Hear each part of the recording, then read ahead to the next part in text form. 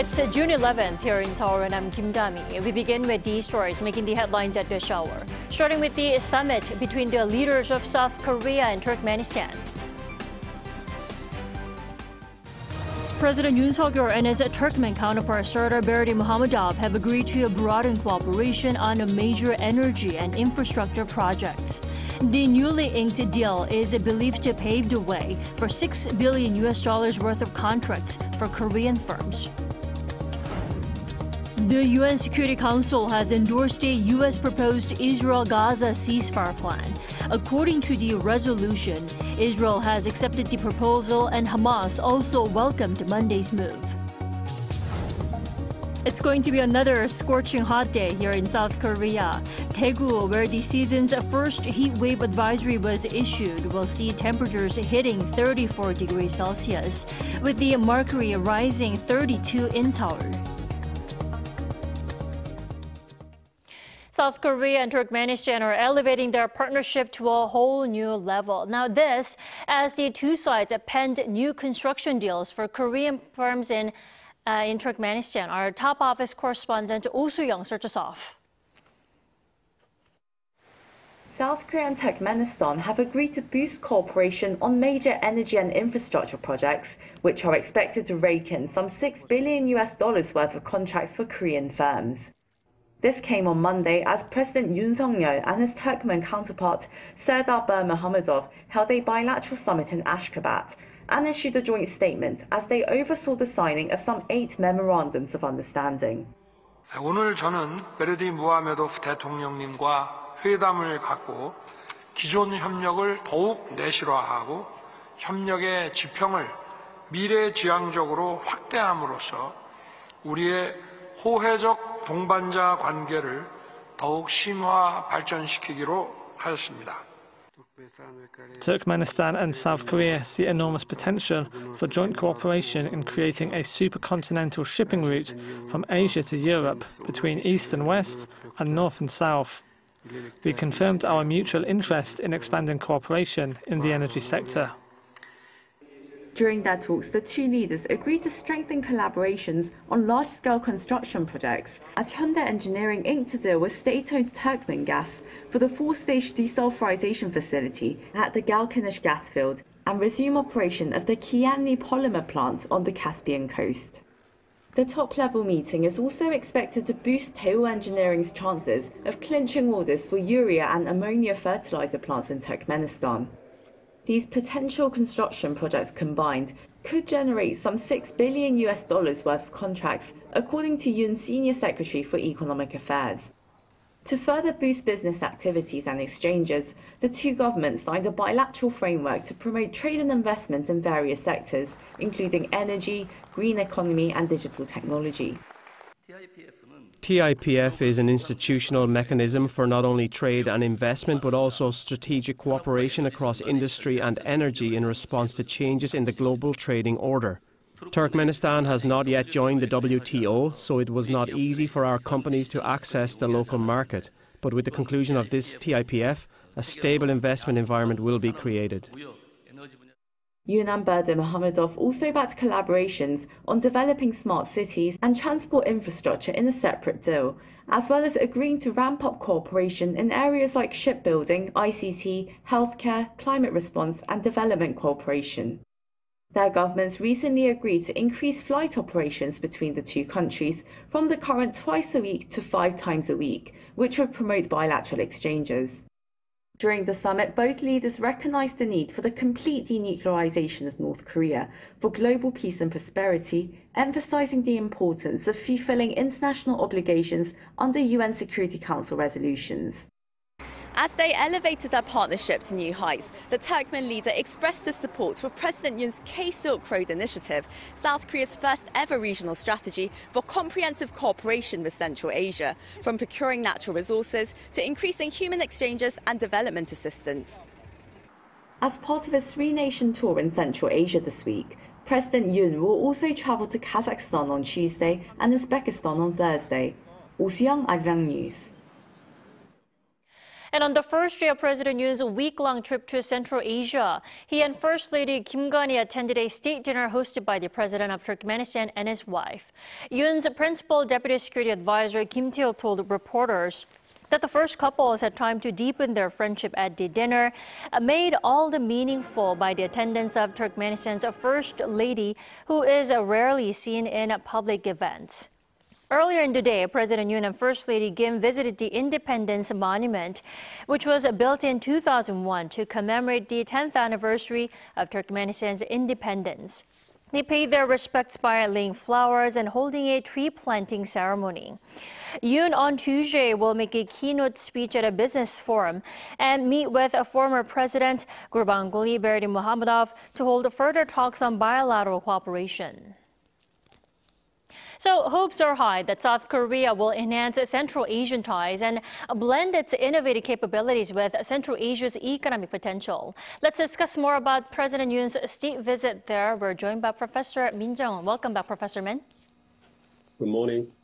So it is Yoon's first foreign trip this year, isn't it? Yes, President Yoon has resumed his foreign trip since his visit to Netherlands last December. And during the past 6 months, President Yoon focused on dealing with the domestic issues. As you know, South Korea held the general elections in April, and it is also going through the healthcare reform. And the world is changing rapidly, and the countries are competing fiercely to secure their economic interests. And their top leaders have worked as the #1 salesperson of the country. So President Yoon has resumed his journey as a #1 salesperson to preserve and increase economic gains and benefits of the country. And nowadays, most advanced and leading countries are working hard to secure stable and reliable supply chains of core minerals and other resources for their own industries. And South Korea is known as having the world-class manufacturing capabilities in advanced technologies like semiconductors and batteries and digital and bio industries. So it is vital to secure stable supply chains for critical minerals for the industries. And the Central Asian countries that President Yoon is paying state visit this time, they are considered as resource-rich countries. So through the visit, South Korea is expected to expand its cooperation with the countries about critical minerals and other key sectors like energy and plant sectors. Right, and speaking of supply chains, like securing supply chain, then what is there for South Korea to offer these Central Asian countries? I mean, what can we provide? And many resource-rich countries want to expand their cooperation with South Korea, mainly because South Korea is a good example of making economic success and technological advancements. As you know, South Korea was one of the poorest countries in the 1950s, but later it became a donor country based on the economic development. So resource-rich countries want to learn South Korea's experience and know-how to develop technological capabilities, build manufacturing facilities, and train their people in return for their providing South Korea with their critical minerals and other resources. So, and I think these matters would be discussed in the upcoming summits this time, and they will be a meaningful foundation to expand the economic cooperation between South Korea and the Central Asian countries. So securing supply chains from their abundant, core minerals, and from us, it's going to be the cutting-edge technology and innovation you just said. And economic delegates from around 60 South Korean firms are also tagging along President Yoon. This really shows Seoul's ambitions to help these companies thrive in Central Asia, doesn't it? Yes, I think so. It is known as delegates from over 60 Korean companies will be with President Yoon this time. And it is expected that the visit would create new business opportunities for Korean companies, as well as secure the supply chains of critical minerals and other resources. Specifically, there would be business opportunities in energy and plant sectors in Turkmenistan, and strengthen partnerships with Kazakhstan and Uzbekistan in critical mineral supply chains, and diversify cooperation to new areas such as climate change response, science and technology, and finance. And it is also expected that business forums would be held during the visits, and that there would be meaningful outcomes in various agendas like energy, critical minerals, transportation, infrastructure, and technology developments. In addition, the Central Asian countries are strategically important in terms of connecting Asia and Europe. So President Yoon's visit this time will provide the momentum for Korean companies to expand the horizon of their businesses as global companies.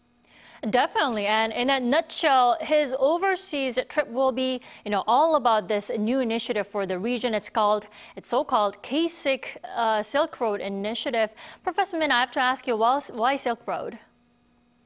Yes, the Central Asian countries are located in the middle of the route connecting Asia and Europe. And in the past, they were on the Silk Road that was used for the trade between Asia and Europe. So the Silk Road symbolized the intercontinental trade and economic prosperity in the regions. And based on the historical background, Yoon government would launch a new initiative called the South Korea Central Asia K-Silk Road. Specifically, it centers on a vision to jointly realize freedom, peace, and prosperity. And it also has three basic principles of accompaniment, the fusion, and prosperity. So overall, the K-Silk Road initiative is an ambitious plan that will help South Korea become a global pivotal state by playing a leading role in providing freedom, peace, and prosperity for the regions. All right, Professor Min, thank you so much for joining us all the way from D.C. this morning. You enjoy your evening there. Thank you.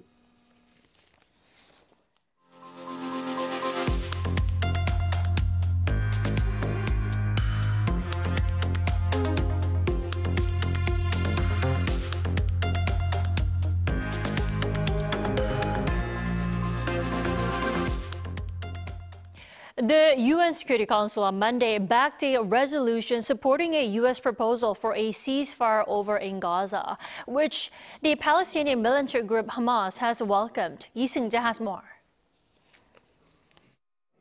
In what could be the first step in finally ending months of conflict in Gaza, the UN Security Council on Monday adopted a resolution supporting a U.S. proposal for a ceasefire. The resolution received 14 votes in favor at the 15-member Security Council, with Russia abstaining. It highlights months of diplomatic efforts made by the U.S., Qatar, and Egypt, while welcoming a three-phase deal announced by U.S. President Joe Biden in late May. The resolution also states that Israel has accepted the proposal and called on Hamas to do the same. The deal was presented by Biden on May 31st, with the first phase calling for an immediate, full and complete ceasefire and the release of hostages and the remains of hostages who lost their lives. It also calls for a prisoner exchange involving Palestinian prisoners, the withdrawal of Israeli forces from parts of Gaza, the return of Palestinians to their homes, as well as the distribution of humanitarian assistance. All remaining hostages in Gaza and a full withdrawal of Israeli forces from Gaza would take place in the second phase. The final phase calls for a long-term reconstruction plan for Gaza. Hamas was quick to respond to the adoption of the resolution, welcoming the move by the UNSC. It said it's now ready to cooperate with mediators over implementing the plan. Meanwhile, NBC News reported Monday that U.S. officials have considered a unilateral deal with Hamas to release 5 American hostages held in Gaza if ceasefire talks involving Israel fail. It's not yet known what the U.S. might offer Hamas in exchange. The U.S. says the Palestinian militant group has been holding 5 American hostages since October 7th. Officials are also hoping to recover the bodies of 3 Americans who were killed that day. Lee Seung-jae, Arirang News. Russian ambassador to South Korea, Georgy Zinoviev, said South Korea wants to restore relations with Russia but is constrained by its alliance with the U.S. Speaking to a Russian media outlet, RTVI, on Monday, the Russian envoy said Seoul is sending signals that it's ready to restore relations with Moscow as soon as the Ukraine issue is over. He added that optimism is limited due to the fact that Seoul must listen to Washington, but said he hoped that Seoul would show more independence and actively show ways to restore ties. The diplomat also expressed hope that South Korea will not supply lethal weapons to Ukraine, emphasizing that supplying such weapons to Ukraine will not change the battlefield situation, but only harm relations with Russia. Apple has introduced what it calls its personal intelligence system. The so-called Apple Intelligence should be able to draw from users' personal information on their devices to answer their questions, all in a privacy-conscious way. Lee Si-hoo reports. Apple has unveiled its artificial intelligence technology called Apple Intelligence, which the company says will put powerful generative models right at the core of Apple products. It draws on your personal context to give you intelligence that's most helpful and relevant for you.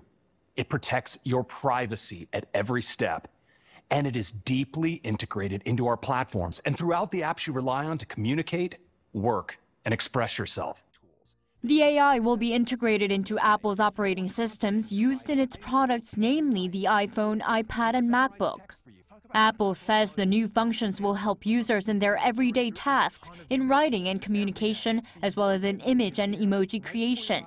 It will also help Siri, Apple's digital assistant since 2011, carry out new actions, especially by using OpenAI's ChatGPT. The new functions were announced at the company's annual Worldwide Developer Conference on Monday at its headquarters in California. Despite the announcement, Apple shares were down nearly 2% on Monday before market closing, amid voices that Apple Intelligence is nothing new but simply an upgrade of existing technologies. Lee Si-hoo, Arirang News. Monday was Tano here in South Korea, the 5th day of the 5th month of the lunar calendar. The city of Gangneung went all out to celebrate the day, keeping alive many ancient traditions from sacred rites to sports. Our Yoon has this story. Tano is the day when villagers in Korea would gather to seek blessings for a fruitful harvest. Although this custom has faded in modern society, it's kept alive thanks to the Gangneung Danoje Festival. It's held annually in the city of Gangneung in Gangwon State, and in 2005, the festival was designated by UNESCO as an intangible cultural heritage of humanity. Also called Surin날, Tano falls on the 5th day of the 5th month of the lunar Korean calendar. In 2024, under the theme Soar Tano, the festival runs from June 6th to June 13th for 8 days, offering a wide range of traditional events including performances, rituals, and plays. These combined traditions transform the festival into a lively celebration where local residents come together for a joyful feast and festivities.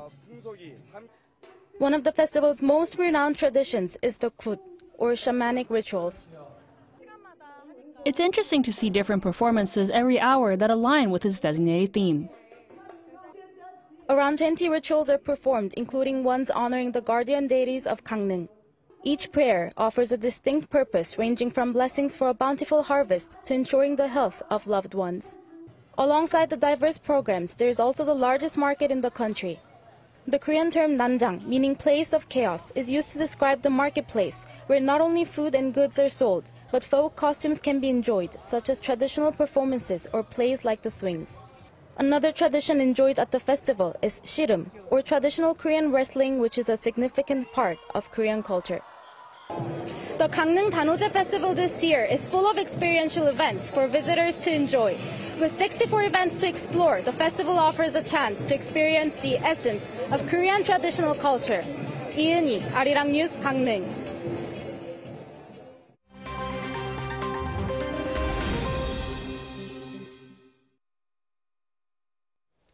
Good morning, I'm Kim Seong, and now we turn off to stories from around the world.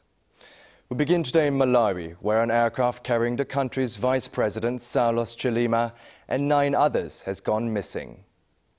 According to a statement from the country's presidential office, the plane went off the radar following its departure from the capital, Lilongwe, on Monday morning. While the cause of the aircraft's disappearance is still unknown, Malawi's President Lazarus Chakwera said a search and rescue operation is underway. The Malawi Defense Force aircraft was heading to Mzuzu International Airport in the north of the country. 51-year-old Chilima, who has been vice president for 10 years, was reportedly on his way to represent the government at the burial of a former cabinet minister, Ralph Kasambara. In 2022, Chilima was arrested and charged over allegations he accepted bribes in exchange for government contracts.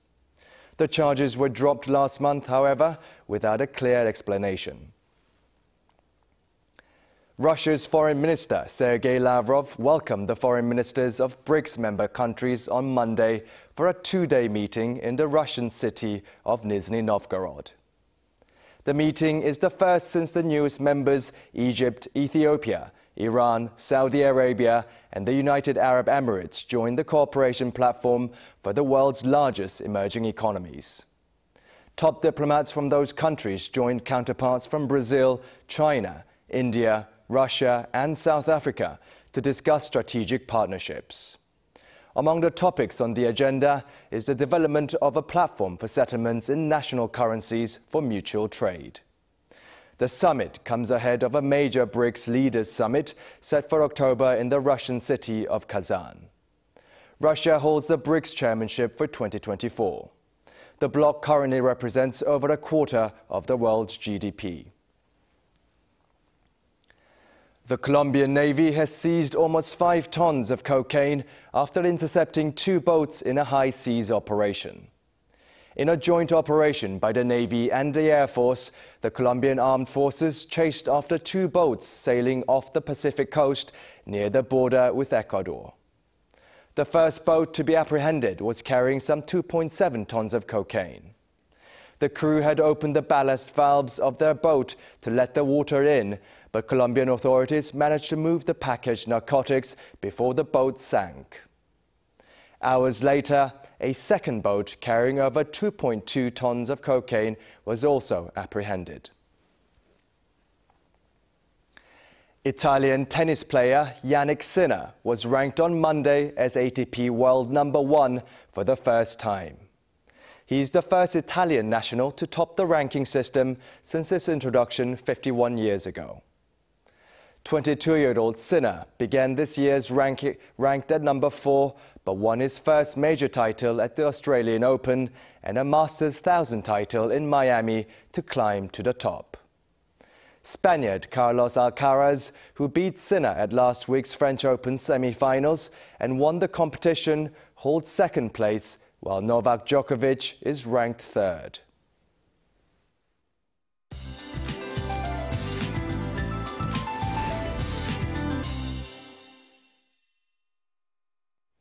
Good morning. The heat on Monday afternoon was no joke. Can't imagine how hot it was in Daegu.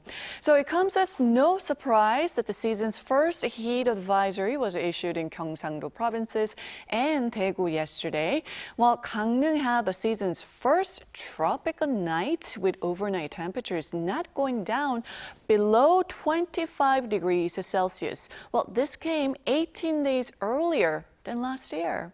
The sunshine will be too bright today. You might feel the sunburn when exposed to strong sunshine within a few minutes. Have a hat and sunglasses ready for your own protection from UV rays. Temperatures show no signs of easing this week. Seoul could also see the season's first heat advisory on Friday. Checking on today's highs for other regions now. Gyeongju sees a high of 35 degrees Celsius this afternoon. Busan and Jeju should be much more bearable, topping out at 29 and 26 degrees respectively. Meanwhile, inland regions of Gyeongsang-do could receive some passing rain, which will add humidity to the air. With that in mind, let's take a look at the international weather conditions.